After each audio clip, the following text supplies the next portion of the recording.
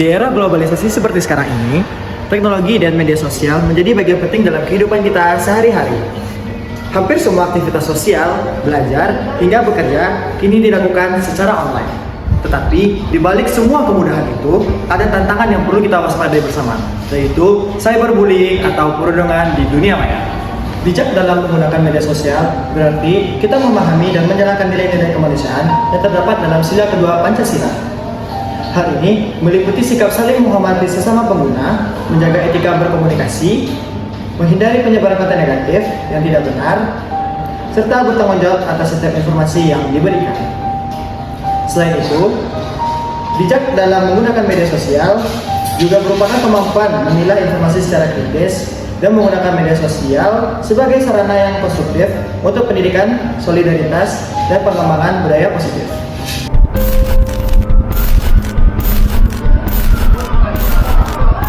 Maraknya kasus bullying atau tindak penindasan yang terjadi di lingkungan pendidikan yang dilakukan oleh sejumlah remaja putri di bawah umur di Cilacap, Jawa Tengah menjadi korban media sosial dengan memanggil sejumlah pihak. Bullying merupakan ekspresi menyimpang pada anak dalam upaya pencarian jati diri, peran pendidikan di keluarga dan sekolah sangat diperlukan sebagai penyeimbang.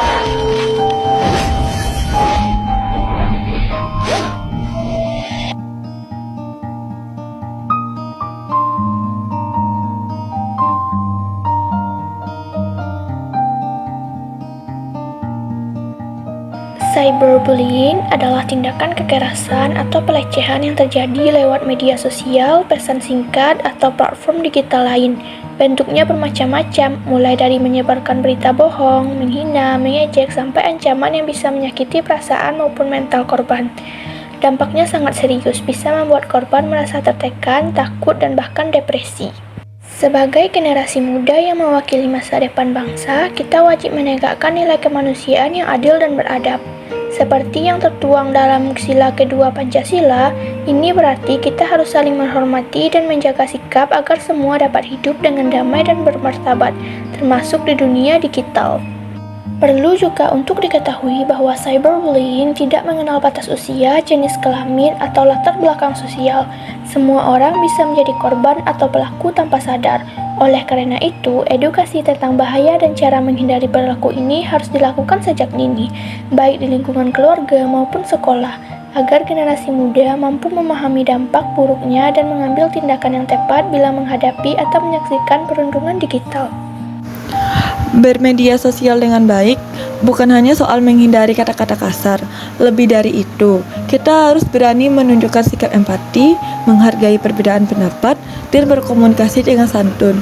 Ketika ingin mengkritik, gunakan bahasa yang konstruktif dan hindari menyerang pribadi orang lain. Beberapa langkah praktis yang bisa kita lakukan untuk menjadi pengguna media sosial yang baik diantaranya, yang pertama, pikirkan dulu sebelum menulis komentar.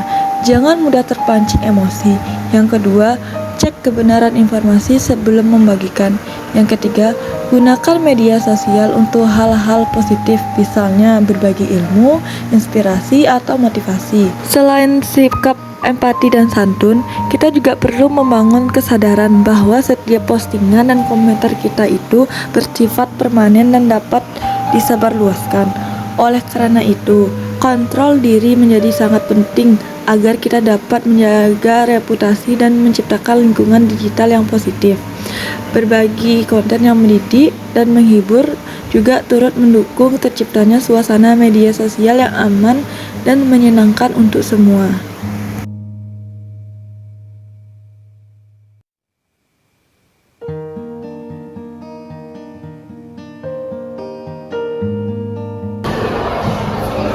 Jika kita menemukan cyberbullying, jangan diam aja. Bisa dengan memberikan support kepada korban atau melakukan konten-konten yang melakukan cyberbullying dan mengajak teman-teman untuk berhenti stop melakukan cyberbullying. Tindakan kecil ini sangat berarti dalam membangun lingkungan online yang sehat. Generasi muda juga harus berperan aktif dan berpikir. Artinya, kita tidak bisa menerima informasi begitu saja, tapi juga mampu menilai mana yang baik, mana yang buruk, mana yang rusak, mana yang tidak merusak. Sikap kritis disertai rasa hormat akan menciptakan interaksi yang bermartabat sesuai nilai Pancasila. Selain bertindak sebagai aktif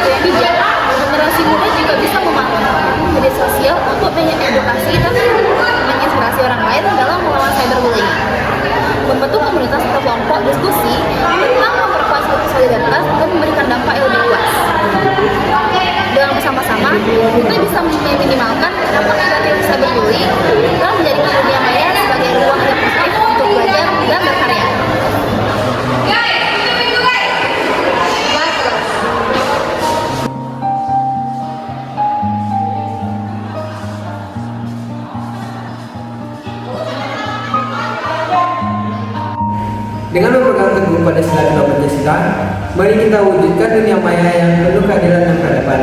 Dunia digital yang penuh keadilan dan peradaban akan membuat kita terasa aman dan saling menghormati, sekaligus mendapat rasa yang saling dihargai.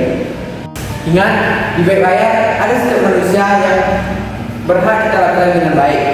Jadi, mari kita bawa dengan kebajikan dan nilai Pancasila kita di dalam sosial media kita. Mari bersama kita ciptakan perubahan positif demi masa depan yang lebih baik. Membangun dunia maya bukan hanya tanggung jawab satu orang pihak, melainkan tanggung jawab kita bersama.